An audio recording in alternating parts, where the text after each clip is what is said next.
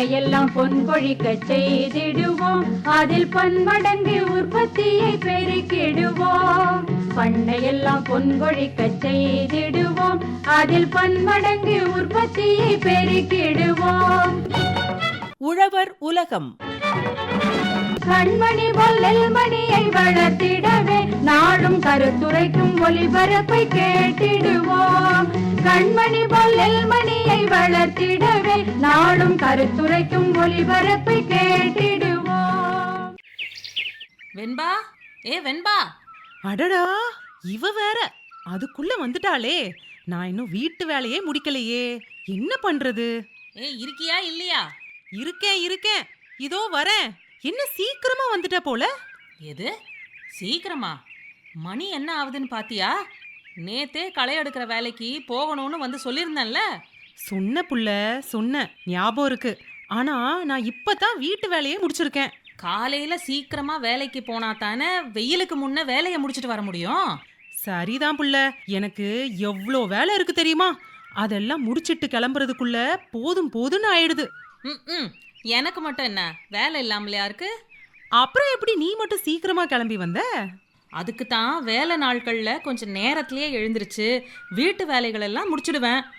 ஓஹோ, அப்படியா விஷயம்? சரி, அப்ப இனிமேல நானும் நேரத்துல எழுந்து வீட்டு வேலையை முடிச்சிட்டு வந்துடுறேன். இனிமேல் இருக்கட்டும். இன்னைக்கு எப்படி வேலைக்கு வரியா இல்லையா? இதோ கிளம்பிட்டேன், வா போலாம். அப்பா, ஒரு வழியா கிளம்புனியா? ஆமா, உங்க வீட்டுக்கு பின்னாடி மிளகா தோட்டம் வச்சிருந்தியே, மிளகா இருந்தா கொஞ்சம் கூட எனக்கு வேணும். அதை ஏன் வெண்பா கேக்குற? ஒரு ஆர்வத்துல தோட்டத்துல மிளகா செடிகளை வாங்கிக்கிட்டு வந்து வச்சுட்டேன். அதை எப்படி பராமரிக்கிறது, எப்படி விளைச்சல் எடுக்கிறதுனே எனக்கு தெரியல. இதான் விஷயமா? ஆமா, இதுக்கு தான் இப்பெல்லாம் வானொலியில அறிவுரைகள்லாம் சொல்றாங்களே, கேக்குறியா என்ன? வானொலியில அறிவுரையா? ஆமா இலக்கியா, இன்னைக்கு கூட அந்த நிகழ்ச்சி ஒண்ணு இருக்கு. அப்படியா? இன்னைக்கு யாரு எதை பத்தி சொல்ல போறாங்க? உன் பிரச்சனைக்கு ஏத்த மாதிரியே இன்னைக்கு மகசூலை பெருக்கும் மிளகாய் சாகுபடி முறைகள் பற்றி கலவை வேளாண்மை கல்லூரி உதவி பேராசிரியர் முனைவர் கே இந்துமதி அவங்க தான் அறிவுரை சொல்ல போறாங்க. கவனமா கேட்டு தெரிஞ்சுக்க. பொதுவாக மனிதனுக்கு தேவையான சமச்சீரான உணவு காய்கறியிலிருந்து கிடைக்கிறது. நமக்கு இந்த காய்கறியில் அதிக வைட்டமின்களும் தாது பொருட்கள் இருக்கிறது. மிளகாய் பொதுவாக நம்மளோட எல்லா உணவுகள்லையும் நம்ம பயன்படுத்திட்டு வந்துட்ருக்கோம். இந்த மிளகாய் சாகுபடி நம்ம அதிக வருமானம் தரக்கூடிய ஒரு பயிராக பார்க்கலாம். மிளகாய் தனி பயிராகவும் பயிரிடலாம், ஊடு பயிராகவும் நாம் பயிரிடலாம். மிளகாயில் கேப்சசின் என்னும் வேதிப்பொருள் அது காரத்தன்மையை நமக்கு கொடுக்கறது. மிளகாய் சாகுபடிக்கு ஏற்ற மண் அப்படின்னு பார்த்தோம்னா நல்ல வடிகால் வசதி உள்ள சத்துக்கள் நிறைந்த மணற்பாங்கான நிலம் சாகுபடிக்கு ஏற்றதாக இருக்கும். மண்ணின் கார அமிலத்தன்மையை நம்ம பரிசோதிக்கணும். 6.5 7.5 வரை உள்ள நிலங்களை மிளகாய் சாகுபடிக்கு ஏற்றதாக இருக்கும். சாகுபடிக்கு ஏற்ற ரகங்கள் அப்படின்றது பார்த்தோம்னா சம்பா ரகங்களான கோ 1, கோ 2, PKM 2, குண்டு ரகங்களான கோ 2, PKM 1, PLR 1 இவை ரகங்கள் எல்லாமே சாகுபடிக்கு ஏற்றதாக இருக்கும். இப்போ நாற்றாங்கால் எப்படி தயார் செய்யணுன்றது நம்ம பார்க்கலாம். ஒரு ஹெக்டர் நடவு செய்யணும்னா 100 சதுர மீட்டர் அளவுள்ள நாற்றாங்கால் போதுமானதாக இருக்கும். நாற்றாங்கால நம்ம மேட்டு பாத்திகளை அமைச்சோம்னா ரொம்ப நல்லதாக இருக்கும். நிலத்தை நல்லா கொத்தி விட்டு 1 மீட்டர் அகலம்ன்ற விதத்தில் 10 to 15 சென்டிமீட்டர் உயரம் அளவுக்கு நம்மளோட வசதிக்கு ஏற்ப நீளத்தை நம்ம மேட்டு பாத்திகளை அமைக்கணும். 1 ஹெக்டர் நடவு செய்யறதுக்கு 1 கிலோ விதை போதுமாக இருக்கும். அதுவே நாம நேரடி விதைப்புக்கு போறோம் அப்படின்னா 3 கிலோ விதையே தேவைப்படும். 1 கிலோ விதையோட நாம 4 கிராம் ட்ரைகோடர்மா விரிடியை கலந்து விதை நேர்த்தி செய்தோம்னா நோய்களை நம்ம கட்டுப்படுத்த முடியும். விதை நேர்த்தி செய்த பிறகு மேட்டு பாத்திகளில் கோடுகள் கிழிக்கணும். அந்த கோடுகளில் விதைகளை விதைத்து மணலை மேலே தூவி மூடிவிடணும். நம்ம இப்போ நடவு வயல் எப்படி தயார் செய்யறதுன்னு பார்க்கலாம். நிலத்தை நல்லா 3 to 4 முறை நல்லா உழவு செய்யணும். உழவு செய்து கடைசியாக 25 டன் தொழு உரத்தை போடணும். அப்போதான் நம்மளுக்கு நல்ல சத்து கிடைக்கும், மண் வளத்தை பெருக்க முடியும். 40 to 45 நாட்களில் நன்றாக வளர்ந்த நாற்றுகளை தான் நம்ம எடுத்து நட வேணும். 45 to 60 சென்டிமீட்டர் இடைவெளியில் பார்களை அமைத்து அதில் 30 சென்டிமீட்டர் இடைவெளியில் நாற்றுகளை நடவு செய்யணும். நடவு செய்த 3ஆவது நாளில் நீர் பாய்ச்ச வேண்டும். அதுக்கப்புறம் மண்ணோட தண்ணி எந்த அளவுக்கு இருக்கு அதை சோதிச்சு 1 வார இடைவெளியில் நம்ம நீர் பாய்ச்சலாம். இப்போ உரமிடுதல் எப்படின்றது நம்ம பார்க்கலாம். பயிருக்கு முக்கியமானது தழை சத்து சத்து, மணி சத்து, சாம்பல் சத்து போதுமான அளவு இருந்தால் தான் நம்மளுக்கு அதிக மகசூல் கிடைக்கும். இந்த தழை, மணி, சாம்பல் சத்து தரக்கூடிய 87 கிலோ யூரியாவையும் 375 கிலோ சூப்பர் பாஸ்பேட் மற்றும் 50 கிலோ மியூரேட் ஆஃப் பொட்டாஷ் அடியுரமாக தரணும். நம்ம நடவு செய்த 30 நாள் மற்றும் 60 மற்றும் 90வது நாளில் பார்த்தீங்கன்னா 40 கிலோ தழை சத்து தரக்கூடிய 87 கிலோ யூரியாவை மேலுரமாக போடணும். நடவு செய்த 15 நாள்ல இருந்து 20 நாட்களில் கண்டிப்பாக ஒரு கிளையை எடுக்கணும். 45வது நாளில் கண்டிப்பாக அடுத்த கிளையை எடுத்து மண்ணை நம்ம அணைச்சி விடணும். அதிக மகசூல் பெறணும் அப்படின்னா நம்ம 20, 40, 60 மற்றும் 80 நாட்களில் 1 லிட்டர் தண்ணீரில் 1.25 மில்லி லிட்டர் ட்ரைகான்டினால் தெளிப்பதன் மூலமா பூக்கள் உதிர்வதையும் பிஞ்சுக்கள் உதிர்வதையும் தவிர்க்கலாம். அப்பதான் நம்மளால அதிக மகசூல் ஈட்ட முடியும். இப்பொழுது நம்ம ஒருங்கிணைந்த பூச்சி நிர்வாகம் எப்படின்றது பார்க்கலாம். இதுல பூச்சி தொல்லைன்றது பார்த்தோம்னா இலைப்பேன், அசுவினி பூச்சி, பூயி, காய் துளைப்பான் இதெல்லாம் மகசூலை குறைக்கிறதுக்கு காரணமாக இருக்கும். முதலாவதாக நம்ம இலைப்பேன் பற்றி பார்க்கலாம். இந்த இலைப்பேன் செடியோட இளம் பருவத்திலேயே அதிகமாக தாக்கக்கூடியதாக இருக்கும். சின்ன சின்ன துளிர் இலைகளில் பார்த்தீங்கன்னா அதனோட சாறுங்களெல்லாம் உறிஞ்சி அந்த இலைங்களெல்லாம் மேல் நோக்கி சுருண்டு காணப்படும். அது பார்த்தாவே நம்ம இது இலைப்பேனோட தாக்கம்ன்றது நம்மளால கண்டுபிடிக்க முடியும். பூக்கள்லையும் அந்த மொட்டுக்கள்லையும் பார்த்தீங்கன்னா அதனோட சாரை உறிஞ்சி அந்த பூக்களும் கீழே சீக்கிரமாகவே அது உதிர்ந்துடும். இதை கட்டுப்படுத்துவதற்கு வேப்ப எண்ணெய் 2% அல்லது வேப்பங்கொட்டை சாறு 5% தெளிப்பதன் மூலம் நம்ம கட்டுப்படுத்தலாம். குயினல் பாஸ் 1.5 சதத்தூள் ஹெக்டருக்கு 20 கிலோ வீதம் காலையில் நம்ம அந்த பனி படர்ந்துருக்கோம் இல்லைங்களா, அந்த நேரத்தில் தூவணும் அப்படின்னா நம்மளால இலைப்பேனை கட்டுப்படுத்த முடியும். அடுத்ததாக அசுவினி பூச்சி. அசுவினி பூச்சி தாக்கம் இருக்குன்றது எப்படி கண்டுபிடிக்கலாம் அப்படின்னு பார்த்தீங்கன்னா, அசுவினி பூச்சி இருக்கிற இடத்துல தேன் மாதிரி ஒரு கழிவு இருக்கும். அந்த தேன் கழிவுகளால எறும்புகள் நிறைய அதில் மூச்சு இருக்கும். அந்த எறும்புகள் இருக்கிறது பார்த்தாவே நம்ம அசுவினி பூச்சியோட தாக்கம்ன்றது நம்மளால கண்டுபிடிக்க முடியும். ஆரம்பத்தில் நம்ம சேதமான இலைகள் அந்த செடிகளை அப்புறப்படுத்திடணும். அப்படியும் இல்லை அப்படின்னா வேப்ப எண்ணெய் 2% அல்லது வேப்பங்கொட்டை சாறு 5% தெளிக்கணும். ஹெக்டருக்கு டைமித்தியோயேட் 500 மில்லி தெளிச்சா கூட நம்மளால அஸ்வினி பூச்சை கட்டுப்படுத்த முடியும். அடுத்ததாக பூயி எப்படி கட்டுப்படுத்துறது என்று பார்க்கலாம். தாக்கப்பட்ட பூக்கள் ஒரு மாதிரி சின்னதா இருக்கும். அது சீக்கிரமா உதிர்ந்துரும். காய் பிடிப்பது ரொம்ப கஷ்டமா இருக்கும். இந்த பாதிப்பு எப்படி கட்டுப்படுத்துறதுன்னா, ஒரு ஹெக்டருக்கு போரேட் 10 கிலோ இல்லைன்னா கார்போபியூரான் 25 கிலோ 1 லிட்டர் தண்ணியில் கலந்து நம்ம தெளிக்கலாம். இதை தெளிப்பதன் மூலமாக பூயியை நம்மளால கட்டுப்படுத்த முடியும். அடுத்து முக்கியமானது மகசூலை குறைக்கிறது என்ன அப்படின்னு பார்த்தோம்னா காய் துளைப்பான். இளம் புழுக்கள் இல்லைன்னா வளர்ந்த புழுக்களை நம்ம இலைகளில் பார்க்கலாம், காய்களில் பார்க்கலாம். காய்களில் சேதம் அடைஞ்சிருக்கும், ஓட்ட ஓட்டையாக போட்டிருக்கும். ஸோ அந்த மாதிரி இருக்க செடிகளை அப்புறப்படுத்தணும்.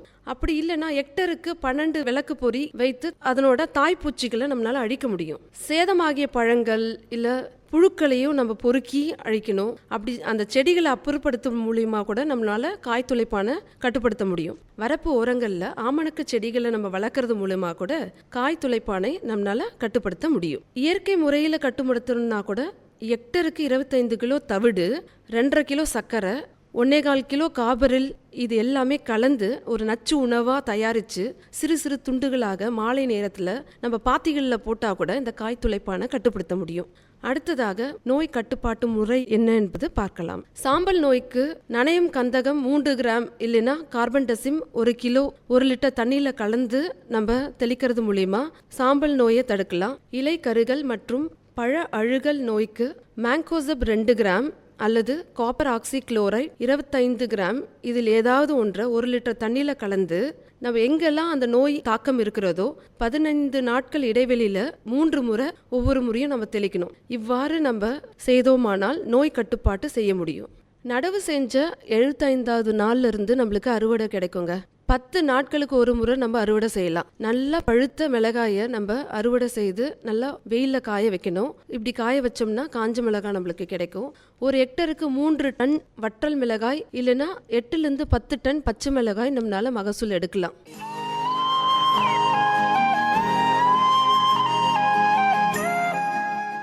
உலக மக்கள் தொகை வளர்ச்சியுடன் உணவு தேவையும் அதிகரித்து வருகிறது. இந்த சவாலை சமாளிக்க பாரம்பரிய வேளாண் முறைகளுடன் நவீன வேளாண் பொறியியல் தொழில்நுட்பங்கள் தேவைப்படுகின்றன. நவீன தொழில்நுட்பங்கள் விவசாயிகளின் வேலைப்பாடுகளை குறைப்பதுடன் பணத்தை சேமித்து மகசூலை அதிகரிக்க மிகவும் உறுதுணையாக இருக்கிறது. வேளாண் கருவிகள்தான் விவசாயத்தில் அதிகம் தேவைப்படுகின்றன. முந்தைய காலகட்டத்தில் நாம் ஒரு பயிரை நடுவது முதல் அறுவடை செய்யும் வரை அனைத்து வேலைப்பாடுகளுக்கும் மனித சக்தியை தான் நம்பியிருந்தோம். இன்றைய சூழலில் குறைந்தபட்ச வேலைகளுக்கு கூட ஆட்கள் கிடைப்பதில்லை. அதனால் விவசாயம் செய்வது மிகவும் கடினமாகிவிட்டது. ஆட்கள் இல்லை என்பதற்காக நாம் விவசாயம் செய்யாமல் இருக்க முடியாது, சாப்பிடாமலும் இருக்க முடியாது. இதனை சரி செய்வதற்காகவே நம்முடன் இருப்பது வேளாண் பொறியியல் தொழில்நுட்பங்கள். அதனை பயன்படுத்தி நாம் விவசாயத்தை அதிக மகசூலை பெற முடியும். அதன் மூலம் பணத்தையும் சேமிக்கலாம், நேரத்தையும் சேமிக்க முடிகிறது. இந்த வேளாண் இயந்திரங்களை பயன்படுத்துவதன் மூலம் விவசாயிகளுக்கு அதிக நேரமும் குறைகிறது. எடுத்துக்காட்டாக, ஒரு ஏக்கர் நெல் வயலில் களை எடுப்பதற்கு ஆட்கள் கூலி 1500 முதல் 2000 ரூபாய் தேவைப்படுகிறது. இதுவே நாம் நெல் வயல்களில் கோணவீடர் என்னும் ஒரு இயந்திரத்தை பயன்படுத்துவதன் மூலம் ஆட்கள் கூலியை கணிசமாக குறைப்பதுடன் பணத்தையும் நாம் 500 ரூபாய் வரை தான் செலவிட வேண்டியது இருக்கிறது. இதனால் வேளாண் இயந்திரம் அந்த இடத்தில் முக்கியமான ஒரு பொருட்டாக தேவைப்படுகிறது. இதேபோல் மற்ற பயிர்களுக்கும் அனைத்து விதமான வேலைப்பாடுகளுக்கும் வேளாண் இயந்திரம் உதவி புரிகிறது. இப்போது சில வேளாண் தொழில்நுட்பங்களை பற்றி பார்ப்போம். அதில் முதலாவதாக நம்ம பார்க்க போவது துல்லிய வேளாண்மை, அதாவது ப்ரிசிஷன் அக்ரிகல்ச்சர் என்பார்கள். அதாவது துல்லிய வேளாண்மை என்பது ஒரு வேளாண் பண்ணையின் நிலப்பரப்பில் உள்ள மாறுபாடுகளை அறிந்து அதற்கேற்ப விதைகள், உரங்கள் மற்றும் பூச்சிக்கொல்லிகளை பயன்படுத்துவதாகும். இது பயிர்களின் தேவையை பூர்த்தி செய்வதுடன் அதிக உற்பத்தியும் குறைந்த நஷ்டத்தையும் வேளாண்மைக்கு வழங்குகிறது. எடுத்துக்காட்டாக, நாம் ஒரு நிலக்கடலையை பயிரிடும்போது முன்பெல்லாம் அதிக நிலக்கடலையை குறைந்த இடத்தில் பயிரிடும்போது பாப்புலேஷன், அதாவது பயிர்களின் எண்ணிக்கை அதிகமாக இருக்கும். இதுவே நாம் நிலக்கடலை விதைக்கும் இயந்திரத்தை பயன்படுத்தும் போது நம்மால் செடிகளுக்கு செடி இடையான இடைவெளியையும் அதேபோல் வரப்புக்கு வரப்பு இடையான இடைவெளியையும் நம்மளால் கணிசமாக குறைத்து விட முடிகிறது. நல்ல பயிர் மகசூலை பெற முடிகிறது. இதனால் துல்லிய வேளாண்மை என்பது உரங்களை பக்குவமாக பயன்படுத்துவதுடன் பயிர்களை சரியான இடத்தில் சரியான நேரத்தில் பயிரிடுவதற்கு மிகவும் உதவி புரிகிறது. அடுத்ததாக ஜிபிஎஸ் என்று சொல்வார்கள், குளோபல் பொசிஷனிங் சிஸ்டம், புவி இடங்காட்டி என்று தமிழில் சொல்வார்கள். என்னவென்றால், நாம் வானத்திலிருந்து பூமியில் எந்த ஒரு இடத்தையும் துல்லியமாக குறிப்பிட முடிகிறது. இது எப்படி நமக்கு வேளாண்மையில் பயன்படுகிறது என்றால், பண்ணையில் குறிப்பிட்ட இடத்தில் எந்த இடத்தில் நோய் தாக்கியுள்ளது, எந்த இடத்தில் ஈரப்பதம் குறைவாக உள்ளது, எந்த இடத்தில் பயிர்களின் எண்ணிக்கை அல்லது பயிர்களில் பூச்சிக்கொல்லிகளின் தாக்கம் அதிகமாக உள்ளது என்பதை கணிசமாக கண்டறிய இந்த ஜிபிஎஸ் தொழில்நுட்பம் உதவுகிறது. இதை கண்டறிந்து இதன் மூலம் அந்த குறிப்பிட்ட இடத்திற்கு தேவையான அளவு பூச்சிக்கொல்லிகளை தெளிப்பதற்கும் ஈரப்பதம், அதாவது நீர்ப்பாசனம் தெளிப்பதற்கும் இது ஒரு துல்லிய அமைப்பாக உதவி புரிகிறது. அடுத்ததாக நம்ம பார்க்க போவது ட்ரோன்கள் இப்போது காலகட்டத்தில் மிகவும் முக்கியமான ஒரு பொருட்டாக வேளாண் பொறியியல் துறையில் உதவுகிறது. ட்ரோன்கள் வயல் பரப்பை புகைப்படம் எடுப்பதுடன் பூச்சிக்கொல்லிகளை தெளிப்பதற்கும் பயிர்களின் வளர்ச்சியை கண்காணிப்பதற்கும் நோய் தாக்கப்பட்ட இடங்களை கண்டறியவும் உரத்தவை போன்றவற்றை கண்டறியவும் பயன்படுத்தப்படுகிறது. தற்போது ட்ரோன்கள் அதிகமாக தெளிப்பதற்காக பயன்படுத்தப்படுகின்றன. நெல் வயல்கள், பழமரங்கள் மற்றும் தென்னை மரங்களுக்கு பூச்சிக்கொல்லிகளை தெளிப்பதற்கு இது உதவுகின்றது. எடுத்துக்காட்டாக, நாம் நெல் வயலில் பூச்சிக்கொல்லிகளை தெளிப்பதற்கு பவர் ஸ்ப்ரேயர் என்ற ஒரு ஸ்ப்ரேயர் தெளிப்பானை தான் நம்ம பயன்படுத்தி வந்துள்ளோம். அதை பயன்படுத்தும் போது 1 ஏக்கர் நிலத்தில் நாம் அந்த தெளிப்பானை ஒரு மனித சக்தியை பயன்படுத்தி எடுத்து செல்லும் போது என்னவாகிறது என்றால், மிக நீண்ட நேரம் தேவைப்படுகிறது. அதாவது ஈரமான நிலத்தில் நெல் வயலில் மனிதர்களால் குறைந்த நேரத்தில் அந்த இடத்தை தெளிப்பான்களை பயன்படுத்தி தெளிக்க முடிவதில்லை. இதுவே நாம் ஒரு ட்ரோனை பயன்படுத்தினால் மேலோட்டமாக, அதாவது குறைந்த நேரத்தில் அதிக இடத்தை தெளிப்பதற்கு மிகவும் சௌகரியமாக உள்ளது. இதனால் குறிப்பிட்ட அளவு மட்டும் பூச்சிக்கொல்லிகளை அந்த எந்த இடத்திற்கு தேவையோ அந்த இடத்திற்கு சரியான அளவு பூச்சிக்கொல்லிகளை தெளிப்பதற்கு இந்த ட்ரோன்கள் மிகவும் உபயோகமாக உள்ளன. இதுவே ட்ரோன்களை பயன்படுத்தும் போது அதிக பகுதியை குறைந்த நேரத்தில் தெளிப்பதற்கும் சீரான முறையில் அனைத்து இடங்களும் பூச்சிக்கொல்லி தெளிப்பதற்கும் பயன்படுத்துகிறது. அடுத்ததாக நுண்ணுயிர் பாசனம், மைக்ரோ இரிகேஷன் என்று சொல்வார்கள். இதில் நாம் தெளிப்பு நீர் பாசனம், சொட்டு நீர் பாசனம் இரண்டையும் சொல்லலாம். முதலில் சொட்டு நீர் பாசனம். இந்த சொட்டு நீர் பாசனத்தை பயன்படுத்தும் போது நீரை நாம் பயிர்களுக்கு கொண்டு செல்லும் சதவீதத்தின் அளவு அதிகரிக்கிறது. அதாவது எடுத்துக்காட்டாக, நாம் 100 லிட்டர் தண்ணீர் நம்மளிடம் இருந்தால் நாம் 95 லிட்டர் அளவுக்கு நாம் அந்த பயிர்களுக்கு வேர்களுக்கு நேரடியாக நீரை கொடுப்பதன் மூலம் 95 லிட்டர் தண்ணியை நம்மளால் கொடுக்க முடிகிறது. இதுவே நாம் தெளிப்பு நீர் பாசனத்தை பயன்படுத்தும் பொழுது இதில் 100 லிட்டருக்கு 85 லிட்டர் அளவுக்கு தண்ணீரை நம்மளால் பயிர்களுக்கு கொடுக்க முடிகிறது. சொட்டு நீர் பாசனத்திற்கு எடுத்துக்காட்டாக நாம் பல வகை மரங்கள், பழச்செடிகள், வரிசை நடவு போன்றவற்றை பயன்படுத்தும் போது அதில் நேரடியாக வேர்களுக்கு நீரை கொடுப்பதனால் நீரின் அளவு குறைகிறது. அதே சமயத்தில் நீரை நம்மளால் அதிகமாக சேமிக்கவும் முடிகிறது. இதேபோல் தெளிப்பு நீர் பாசனத்தில் நாம் மானாவாரி பயிர்களுக்கு இந்த தெளிப்பு நீர் பாசனத்தை பயன்படுத்தும் போது இதிலையும் நம்மால் நீரையும் சேமிக்க முடிகிறது, நேரத்தையும் சேமிக்க முடிகிறது. அடுத்ததாக வேளாண் இயந்திரங்கள். இந்த வேளாண் இயந்திரங்கள் முன்பெல்லாம் வேளாண்மை செய்வதற்கு மக்கள் தேவை, அதாவது மக்கள் அளவு அதிகமாக இருந்தது. தற்போது மக்கள் அளவு குறைந்து வருவதால் வேளாண் செய்வது மிகவும் கடினமாகிவிட்டது. அதனால் சிறிய களை எடுக்கும் இயந்திரங்கள், அதை தான் நம்ம பார்வையிடஸ் என்று சொல்லுவோம், அதை பயன்படுத்தி வறண்ட நிலங்களில் அதிகமான இடங்களில் குறைந்த நேரத்தில் களைகளை எடுப்பதற்கும் இதர வேலைகளை செய்வதற்கும் இந்த பார்வையிடர் மிகவும் உறுதுணையாக இருக்கிறது. இதேபோல் கோணவீடர். கோணவீடர் என்பது ஈரமான நிலத்தில், அதாவது நெல் வயல்களில் களைகளை எடுப்பதற்கு மிகவும் உபயோகமாக உள்ளது. இந்த கோணவீடர் இல்லை என்றால் நாம் மனித சக்தியை தான் நம்பி இருக்க வேண்டியுள்ளது. மனித சக்தியை நம்பி நாம் ஒரு ஏக்கரில் அந்த களைகளை எடுப்பதற்கு மிகவும் அதிகமான நேரமும் தேவைப்படுகிறது, விவசாயிகளுக்கு அதிக பணமும் செலவாகிறது. இதுவே இந்த இயந்திரங்களை பயன்படுத்தும் பொழுது நாம் அதை கணிசமாக குறைத்து விவசாயிகளுக்கு மிகவும் பயனுள்ளதாக மாற்றியமைக்க முடிகிறது. அடுத்ததாக முன்பு பார்த்த, அதாவது துல்லிய வேளாண்மை, ட்ரோன்கள், ஜிபிஎஸ் மற்றும் வேளாண் இயந்திரங்கள், சொட்டு நீர் பாசனம், இதற்கெல்லாம் தமிழ்நாடு அரசிலிருந்து எந்த விதமான மானியம் நமக்கு விவசாயிகளுக்கு கொடுக்கிறார்கள் என்பதை பற்றி பார்ப்போம். முதலில் சொட்டு நீர் பாசனம். சொட்டு நீர் பாசனத்தில் நம்முடைய தமிழ்நாடு அரசு 1 முதல் 5 ஏக்கர் நிலம் வைத்திருக்கக்கூடிய விவசாயிகளுக்கு முழுவதுமாக, அதாவது 100% மானியம் கிடைக்க வாய்ப்பளிக்கிறது. இதுவே 5 ஏக்கர் மேல் நிலம் வைத்திருப்பவர்களுக்கு 75% மானியம் கொடுக்கிறது. எடுத்துக்காட்டாக நாம் சொல்ல வேண்டும் என்றால், 1 ஏக்கர் நிலத்திற்கு சொட்டு நீர் பாசனம் நாம் அமைக்க வேண்டும் என்றால் 44,000 ரூபாய் தேவைப்படுகிறது. இதுவே மொத்தமாக நாம் 5 ஏக்கருக்கு 2,20,000 ரூபாயில் பணமே இல்லாமல் தமிழ்நாடு அரசு நமக்கு இந்த சொட்டு நீர் பாசனத்தை பயன்படுத்தி கொடுக்கிறது. அடுத்ததாக பார்வையிடஸ். தமிழ்நாடு கவர்மெண்ட் விவசாயிகளுக்கு 60% மானியம் கொடுக்கிறது. இதே போல் நாம் இந்த 60% மானியத்தை பயன்படுத்தி விவசாயிகள் பயன்பெறலாம். அடுத்ததாக ட்ரோன்களுக்கான மானியம். ட்ரோன்கள் என்பது தெளிப்பான்களை மட்டுமல்லாமல் புகைப்படம் எடுப்பதற்கும் கண்காணிப்பதற்கும் பயன்படுத்தப்படுகிறது. தற்போது ட்ரோன்களுக்கு தமிழ்நாடு அரசிலிருந்து 40 முதல் 50% மானியம் வழங்குகிறது. அதாவது 4 லட்சம் முதல் 5 லட்சம் வரை. இதை தொழில் முனைவர்கள் பயன்படுத்தி புது தொழில்களாகவும் ஆரம்பிப்பதற்காக ட்ரோன் என்பது உறுதுணையாக அமைகிறது. அதாவது 1 ஏக்கர் நிலத்திற்கு நாம் ட்ரோனை பயன்படுத்தி தெளிக்கும் பொழுது அந்த பூச்சிக்கொல்லி தெளிப்பானுக்கு 1 ஏக்கருக்கு 1,200 முதல் 1,500 வரை வசூலிக்கப்படுகிறது. இதுவே நாம் ஒரு நாளைக்கு 10 ஏக்கர் நிலத்தை ட்ரோனை பயன்படுத்தி பூச்சிக்கொல்லிகளை தெளிப்பது மூலம் 10,000 முதல் 15,000 வரை ட்ரோன் வைத்திருப்பவர்களுக்கு கிடைக்கிறது. இதில் செலவு போக அந்த தொழில் முனைவோருக்கு ஒரு நாளைக்கு 7,000 முதல் 8,000 வரை நிற்கிறது. இதுவே போதுமானதாக ஒரு தொழில் முனைவோருக்கு ஒரு உறுதுணையாக அமைகிறது. அடுத்ததாக நாம் கிரீன் ஹவுஸ் டெக்னாலஜி, அதாவது பசுமை இல்ல விவசாயம் என்று சொல்வார்கள். இதன் மூலம் ஒரு குறிப்பிட்ட இடத்தில் நாம் பயிர்களை பிளாஸ்டிக் ஸ்ட்ரக்சர், அதாவது கிரீன் ஹவுஸ் டெக்னாலஜி, அதற்கு கீழே நாம் பயிர்களை வளர்க்கும் போது அதில் அதிகமான தேவையான அளவுக்கு நம்மால் அந்த சுற்றுச்சூழலை பராமரிக்க முடிகிறது. இதனால் பயிர்களின் மகசூலை அதிகரிப்பதுடன் அதனுடைய வளர்ச்சி, அதனுடைய அளவு மற்றும் அதனுடைய ஈல்டு, அதாவது நமக்கு கிடைக்கக்கூடிய விளைச்சல், அதையும் இதன் மூலம் அதிகரிக்க முடிகிறது. இதுவே நாம் கிரீன் ஹவுஸ் டெக்னாலஜி இல்லாத வெளியே ஒரு இடத்தில் பயிர்களை வளர்க்கும் பொழுது அதில் அதிகமான நோய் தாக்கம், சுற்றுச்சூழல் பராமரிப்பு இதெல்லாம் நாம் கண்காணிக்க வேண்டியுள்ளது. அதனால் சூழல் இல்லாத நேரத்திலும் இந்த கிரீன் ஹவுஸ் டெக்னாலஜி, அதாவது பசுமையுள்ள விவசாயம், இதை பயன்படுத்தி குறைந்த செலவில் நாம் அதிக ஈல்டை பெறுவதற்கு இந்த தொழில்நுட்பம் ஒரு சிறந்த ஒன்றாக அமைகிறது. கடைசியாக நாம் பார்க்க இருப்பது சோலார் ட்ரையர், அதாவது சூரிய சக்தி உலர்ப்பான் என்று சொல்வார்கள். இதை பயன்படுத்தி நாம் நம்மிடம் உள்ள அழுகக்கூடிய, அதாவது காய்கறிகள், பழங்கள் இது போன்றவற்றை நாம் உலர்த்தி அதன் மூலம் ஒரு தொழில் முன்னோருக்கு உறுதுணையாக அமைகிறது. எடுத்துக்காட்டாக இப்பொழுது தக்காளியின் விலை ரொம்ப குறைவாக உள்ளது. அதை நாம் உலர்ப்பான் பயன்படுத்தி அதை உலர்த்தும் போது என்னவாகிறது என்றால், தக்காளி விலை எப்போ கூடுகிறதோ அந்த நேரத்தில் இந்த உலர்ந்த தக்காளியை நாம் விற்கும் பொழுது அதன் மூலம் விவசாயிகளுக்கு லாபம் ஈட்ட முடிகிறது.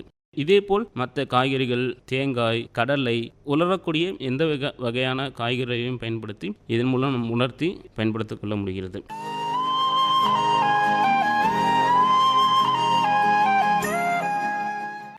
என்னவென்பா, மகசூலை அதிகரிக்கும் வேளாண் பொறியியல் தொழில்நுட்பங்கள் குறித்து கலவை வேளாண்மை கல்லூரி உதவி பேராசிரியர் ஆர். ராகுல் அவங்க சொன்ன ஆலோசனைகளை கவனமாக கேட்டுக்கிட்டியா?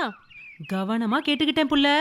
நவீன வேளாண் தொழில்நுட்பங்கள் என்னென்ன இருக்கு, அதை பயன்படுத்தி எப்படி பயிர் மகசூலை அதிகரிக்கிறதுன்னு தெளிவா எடுத்து சொல்லிட்டாங்க புள்ள. சரி வெண்பா, அப்போ மறக்காம அடுத்த வேளாண் கூட்டத்துக்கும் வந்துருவல்ல? நீ சொல்லவே தேவையில்ல, நிச்சயமா வந்துடுவேன்.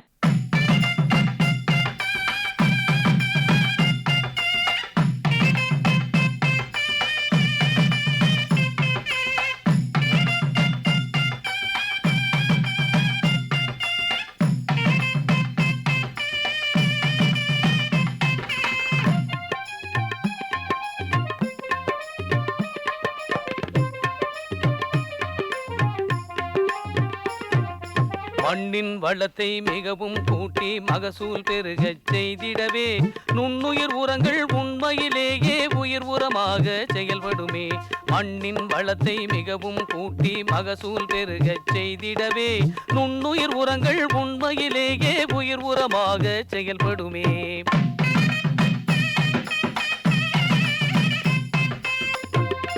பண்ணையில் தழைச்சத்து உரச்செலவை பாதிக்கு பாதியாய் குறைத்திடுமே.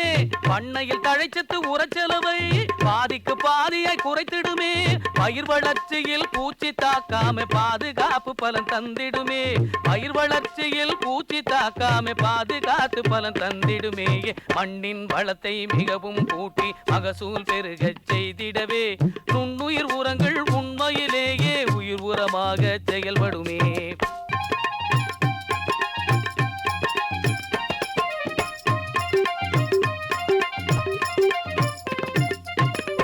கடலை காராமணி அவர உளுந்து பயறு மணிலா வகைக்கு கொண்ட கடலை காராமணி அவர உளுந்து பயறு மணிலா வகைக்கு என்ன கவலை இங்கே பாரு, ரைசோபியம் என்ற நுண்ணுயிர் இருக்கு. என்ன கவலை இங்கே பாரு, ரைசோபியம் என்ற நுண்ணுயிர் இருக்கு. பருத்தினில் காய்கறி பாங்காய் வளர இருக்குது பாரு அசட்டோபாக்டர். பருத்தினில் காய்கறி பாங்காய் வளர இருக்குது பாரு அசட்டோபாக்டர். கருத்தாய் கேளு கவனமாய் போடு குறித்தவாறு பலன் கைமேல் பாரு. கருத்தாய் கேளு கவனமாய் போடு குறித்தவாறு பலன் கைமேல் பாரு. மண்ணின் வளத்தை மிகவும் கூட்டி மகசூல் பெருகச் செய்திடவே நுண்ணுயிர் உரங்கள் உண்மையிலேயே உயிர் உரமாக செயல்படுமே. மண்ணின் வளத்தை மிகவும் கூட்டி மகசூல் பெருகச் செய்திடவே நுண்ணுயிர் உரங்கள் உண்மையிலேயே உயிர் உரமாக செயல்படுமே. உயிர் உரமாக செயல்படுமே. உயிர் உரமாக செயல்படுமே.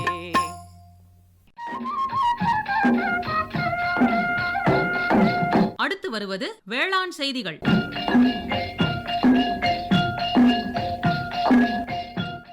வறட்சியை தாங்கி பயிர் உற்பத்தியை பெருக்கவல்ல நுண்ணுயிர் உரங்கள்.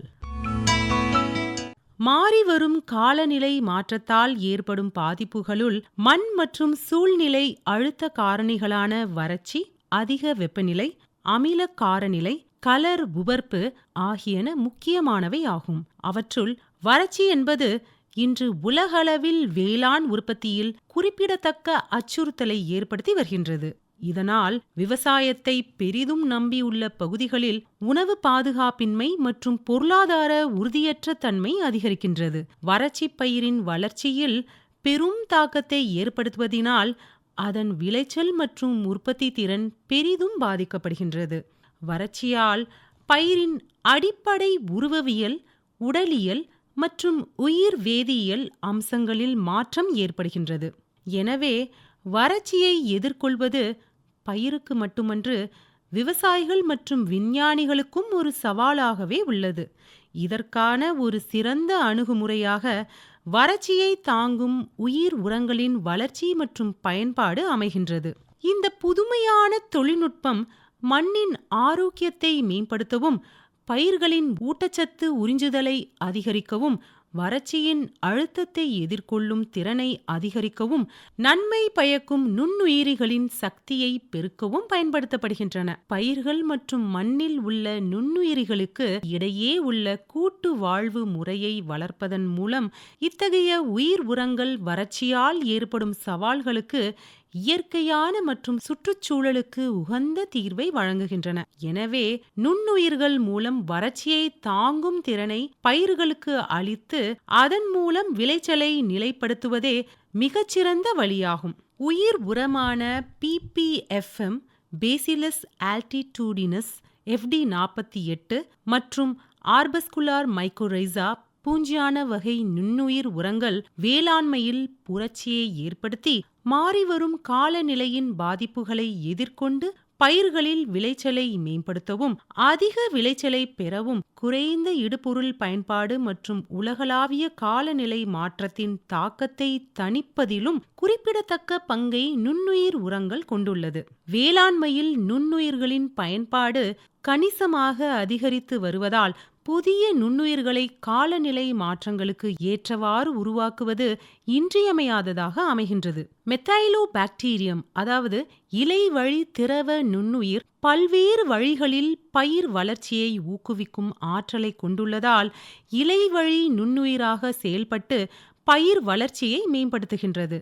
செடிகளில் பல்வேறு பாக்டீரியாக்கள் உள்ளன. அவை செடிகளின் தண்டு, இலை மற்றும் வேர் மண்டலங்களில் வாழ்ந்து வரும் பயிர் வளர்ச்சிக்கு நன்மை பயக்கின்றன.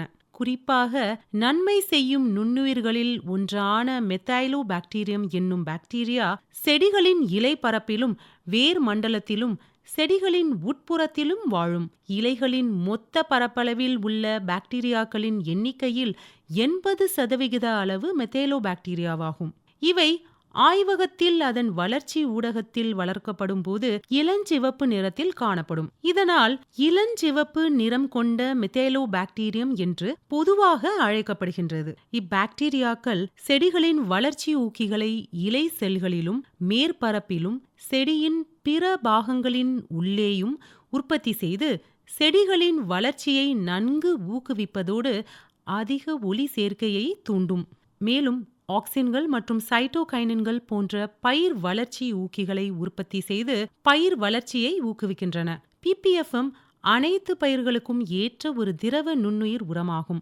இதனை இலை வழியாகவும் விதைகள் மூலமாகவும் பயிர்களுக்கு அளிக்கலாம். PPFM பயன்படுத்துவதனால் பயிர்களுக்கு சைட்டோகைனின், IAA போன்ற பயிர் வளர்ச்சி ஊக்கிகளை அளிக்கும். இதனை வளர்ந்த அல்லது வளரும் பயிர்களுக்கு இலை வழியாக தெளிப்பதன் மூலம் இலைகளின் வளர்ச்சி, பரப்பளவு மற்றும் பச்சையத்தின் தன்மையை அதிகரிக்கும். பயிர்களின் முதிர்ச்சி காலத்தை குறைத்து விளைச்சலை அதிகரிக்கின்றது.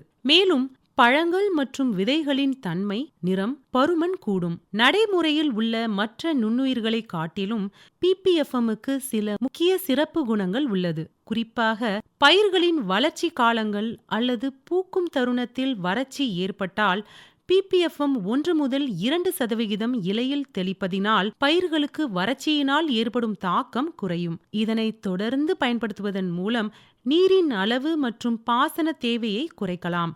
நீர் பற்றாக்குறை அல்லது வறட்சியால் பாதிக்கப்படும் பயிர்களுக்கு PPFM தெளிப்பதன் மூலம் பயிர்கள் நீரின் தேவையின்றி 5 முதல் 10 நாட்கள் வரை வாடாமல் வறட்சியை தாங்கும் தன்மையை பெறும்.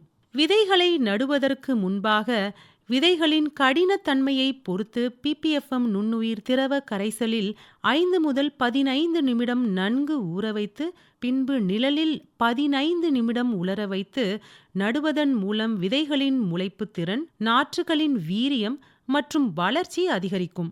மேலும் விதைகளின் முளைப்பு காலம் 1 முதல் 2 நாட்கள் குறைக்கப்படும். மரப்பயிர்களான தென்னை, மா, கொய்யா, பப்பாளி, முருங்கை, மாதுளை போன்ற பயிர்களுக்கு சொட்டு நீர் பாசனம் மூலமாக வேர்களுக்கு சென்று அடையுமாறு அளிக்கலாம். அல்லது கைத்தெளிப்பான் அல்லது விசை தெளிப்பானை கொண்டு கைக்கு எட்டும் உயரம் வரை இலைகள் நன்கு நனையும்படி தெளிக்கலாம். PPFM-ஐ நல்ல நீர்ப்பாசனம் உள்ள பயிர்களுக்கும் நீர் பற்றாக்குறை பகுதிகளில் உள்ள பயிர்களுக்கும் வறட்சியால் பாதிக்கப்படும் பயிர்களுக்கும் பயன்படுத்தலாம். அடுத்ததாக பேசிலஸ் ஆல்டிடியூடினஸ் பாக்டீரியா இலையின் மேற்பரப்பில் பரவலாக காணப்படும் பாக்டீரியா பேரினத்தை சார்ந்தது. வளர்ச்சி ஊக்கியாகவும் வறட்சியை தாங்கி வளரும் தன்மையை கொடுக்கும் நொதிகள் மற்றும் மூலக்கூறுகளை உற்பத்தி செய்யும். மரபணு சோதனையின் மூலம் நைட்ரஜன், பாஸ்பரஸ், கந்தகம் ஆகிய சத்துக்களை கிரகிக்கவும் நோய் ஏற்படுத்தும் பூஞ்சைகளுக்கு எதிராக நோய் எதிர்ப்பு காரணியாகவும் குளிர் மற்றும் வெப்பம் தாங்கும் தன்மையை கொடுக்கும் மரபணுக்கள் உள்ளது கண்டறியப்பட்டுள்ளது. நெற்பயிரில் பேசிலஸ் ஆல்டிடியூடினஸ் நாற்று நேர்த்தி செய்யும் பொழுது வறட்சியான சூழலில் வளர்ச்சி விகிதம் மற்றும் விளைச்சல் அதிகரிப்பது கண்டறியப்பட்டுள்ளது. கோயம்புத்தூர், மதுரை, ஆடுதுறை, பரமக்குடி ஆகிய 4 மையங்களில் நடத்தப்பட்ட கள பரிசோதனையில் வறட்சி அழுத்த சூழ்நிலையில் விதை நேர்த்தி அல்லது நாற்று நேர்த்தி மற்றும் இலை வழி தெளிப்பு மூலம் 33% வறட்சி காலங்களில் விளைச்சல் அதிகமானது கண்டறியப்பட்டுள்ளது. ஆர்பஸ்குலர் மைக்கோரைசா எனப்படும் வேர் உட்பூசன நுண்ணுயிர் உரமானது பயிர்களுக்கு வறட்சியை தாங்கவல்ல திறனை அளித்து வறட்சியிலிருந்து பயிரை காப்பதோடு மட்டுமல்லாமல் அதன் வேர் வளர்ச்சிக்கு தேவையான மணிச்சத்தை அதிக அளவில் மண்ணிலிருந்து உறிஞ்சி பயிர்களுக்கு அளிக்கும் ஒரு சிறந்த பூசண உரமாகும். இந்த வேர் பூசணமானது வேருக்கு பாதுகாப்பான ஓர் அடுக்காக செயல்படுவதோடு மட்டுமல்லாமல் மண்ணிலிருந்து வேர் மூலம் பயிரை தாக்கும் சில தீமை செய்யும் நுண்ணுயிரிகளிடமிருந்து பயிர்களை காக்கும். இந்த வேர் உட்பூசணமானது மணிச்சத்தை மட்டுமின்றி மண்ணில் உள்ள பிற நுண்ணூட்டங்களையும் உறிஞ்சி பயிர்களுக்கு அளிக்கும். எனவே உட்பூசணத்தின் மூலமாக பயிர்களுக்கு வறட்சியை தாங்கும் திறனை அளிப்பதே தற்போதைய சூழலுக்கு ஏற்ற வழிமுறையாகும். இந்த வேர் உட்பூசணமானது மண்ணில் உரமாக இடப்பட்டதும் முதலில் தனது நூல் இழை போன்ற உடலால் வேரை சுற்றி சிலந்தி வலை போன்று ஒரு வலைப்படலத்தை ஏற்படுத்தும். மேலும் இவ்வாறு வேரை சுற்றி பரவுவதோடு வேர் செல்களின் உள்ளேயும் ஊடுருவி சென்று ஆர்பஸ்கில் மற்றும் வெசிக்கிள் போன்ற சிறப்பு அமைப்புகளை உருவாக்கும். இந்த சிறப்பு அமைப்புகள் வேர் உட்பூசணத்தால் உறிஞ்சி பெறப்பட்ட சத்துக்களை சேமித்து வைத்து தேவையான போது பயிரின் வளர்ச்சிக்கு அளித்து உதவும். மேலும் சத்துக்களை உரியும் ஒரு குழாய் போல செயல்பட்டு நேரடியாக வேரின் செல்களுக்கு அளிக்கும். இதன் மூலம் வேர்களின் உறிஞ்சும் திறன் அதிகப்படுத்தப்படுவதோடு வேரிழைகள் பரவி இருக்கக்கூடிய மண்ணின் அளவும் அதிகப்படுத்தப்படுகின்றது. இவ்வாறாக இந்த வேர் உட்பூசணமானது ஒரு சௌரி முடி போன்று வேரை சுற்றி படர்ந்து வேரின் திறனை அதிகரிப்பதினால் வேர் மூலமாக பயிரை தாக்கக்கூடிய நோயை ஏற்படுத்தும் பூஞ்சானம் மற்றும் நூற்புழுக்களின் தாக்கம் கட்டுப்படுத்தப்படுகின்றது. எனவே வறட்சி நிலவும் பகுதி மற்றும் மானாவாரி முறையில் பயிர் செய்யும் விவசாயிகள் இவ்வேர் உட்பூசணத்தை பயன்படுத்தி பயிரை வறட்சியிலிருந்து பாதுகாப்பதோடு அதன் வளர்ச்சிக்கு தேவையான மணிச்சத்து மற்றும் இதர நுண்ணூட்டு சத்துக்களை பெறச் செய்து கணிசமான விளைச்சலை பெறலாம். இப்பூசண இழைகளால் சூழப்பட்ட வேர் தூவிகள் மண்ணில் இருந்து நீர் மற்றும் சத்து பொருட்களை குறிப்பாக மணிச்சத்தினை மிக திறம்பட உறிஞ்சும் ஆற்றல் பெற்றவையாக உள்ளன. எனவே வேர்வெளி பூசணம் பரவிய மரக்கன்றுகளை நடும் பொழுது அவை எளிதில் வேரூன்றி நன்கு செழித்து வளரும். இப்பூசணங்கள் வேர்களின் வெளியே பரவி இருப்பதினால் இவை ஓர் அரண் போல் அமைந்து நோய்க்கிருமிகள் வேர் வழியாக ஊடுருவதை தடுத்து விடுகின்றன. ஆகவே நோய்களின் தாக்கம் குறைக்கப்படுகின்றது. இந்த வேரை சுற்றி இருக்கும் இப்பூசண உரைகள் தாவர வளர்ச்சிக்கு வேண்டப்படாத பொருட்களை வடிகட்டியும் அனுப்புகின்றன. குறிப்பாக இப்பூசணங்கள் இடப்பட்ட மரக்கன்றுகள் விரைவில் வளர்ச்சியடைந்து சிறந்த பலனளிக்கும். வேர் மண்டலத்தை சுற்றியுள்ள வேர் பூசணத்தின் பூஞ்சை இழைகள் மண்ணில் நீர் இருக்கும் இடம் வரை பரவி நீரை உறிஞ்சி செடிக்கு அளிப்பதினால் வறட்சி காலத்தில் வேர்பூசணம் பரவிய செடிகள் வறட்சியை சமாளிக்கும் தன்மையை பெறுகின்றது. அதேபோன்று வறட்சி அழுத்தத்தின் போது பூஞ்சையின் உடலியல் செயல்பாடுகளை சமாளிக்கும் தன்மையை அளிக்கும். வேர் உட்பூசணம் பயிர் திசுக்களில் பரவி இருப்பதினால் வறட்சி காலத்தில் சவ்வூடு பரவல் மூலம் சர்க்கரைகள் மற்றும் அமினோ அமில கரைசல்களை ஒருங்கிணைத்து பயிர் திசுக்களுக்கு அழுத்தம் ஏற்படாமல் நீரேற்ற நிலையை சமாளிக்க உதவும். வேர் உட்பூசணம் மெத்தைலோபாக்டீரியம் மற்றும் பேசிலஸ் ஆல்டிடியூடினஸ் மட்டுமல்லாமல் மற்ற உயிர் உரங்களான அசோஸ்பைரிலம், பாஸ்போபாக்டீரியா, துத்தநாக பாக்டீரியா, அசட்டோபாக்டர், பொட்டாஷ் பாக்டீரியா ஆகியவை இவற்றுடன் கலந்தும் இடலாம். இதனால் வறட்சியால் ஏற்படும் பாதிப்பினை தடுத்து பயிர்களின் வளர்ச்சியை அதிகரிப்பதுடன் சீரான விளைச்சலை பெறலாம்.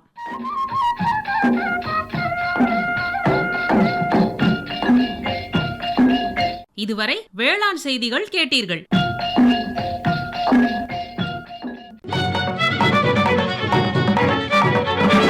உண்ணும் அத்தனையும் விளைத்திடுவோம். நித்தம் உழைப்பால் நில மகளை வணங்கிடுவோம். அமைப்பில் உதவி எஸ் கண்ணதாசன். உண்ணும் பொருள் அத்தனையும் விளைத்திடுவோம். நித்தம் உழைப்பால் நில மகளை வணங்கிடுவோம். அமைப்பு எஸ் முருகேசன். பொட்டலையும் பூம்பொழிலாய் திருத்திடுவோம். அதற்கு புத்தம் புது முறைகளையும் புகுத்திடுவோம். பொட்டலையும் பூம்பொழிலாய் திருத்திடுவோம். அதற்கு புத்தம் புது முறைகளையும் புகுத்திடுவோம். இத்துடன் இன்றைய உழவர் உலகம் நிகழ்ச்சி நிறைவு பெறுகிறது. பட்டி தொட்டி சொர்க்கமாக பாடுபட்டே நம் பாரத சமுதாயத்தை உயர்த்திடுவோம். பட்டி தொட்டி சொர்க்கமாக பாடுபட்டே நம் பாரத சமுதாயத்தை உயர்த்திடுவோம்.